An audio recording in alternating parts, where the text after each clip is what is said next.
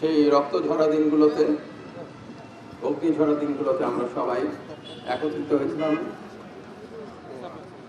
ছাত্র সংগঠকরা একত্রিত হয়েছিলেন সেই অন্যায় অবিচারের বিরুদ্ধে, সামরিক স্বৈরাচারের বিরুদ্ধে। দীর্ঘ লড়াই হয়েছে, 90তে বিজয় এসেছিল। কিন্তু এরপরে আমরা দেখলাম আবার দেশের ফ্যাসিবাদ চেপে বসেছে।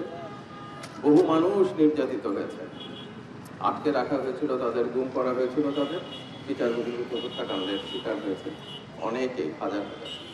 জাতিসংঘের রিপোর্ট দেখেছেন আপনারা। আমরা দেশে এই অন্যায়গুলোর বিচার করতে চাই। আমরা দেশে মানুষের অধিকার ফিরিয়ে দিতে চাই। তাই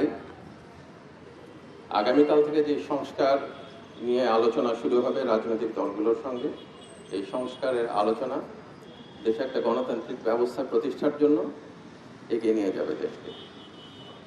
আমি আশা করি বাংলাদেশ কখনোই আর ফ্যাসিবাদের দিকে ফিরে যাওয়ার সুযোগ রাখবে না।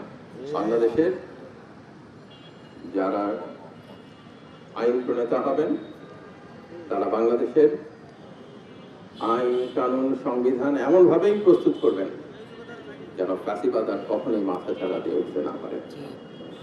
আবারও সেই 83 অগ্নিঝরা দিনের কমরেডদের পাশে পেয়ে এবং আপনাদের সবার সঙ্গে একত্রিত হতে পেরে আবার সেই দিনের কথাগুলো মনে করছি যখন আমরা একসঙ্গে ছিলাম।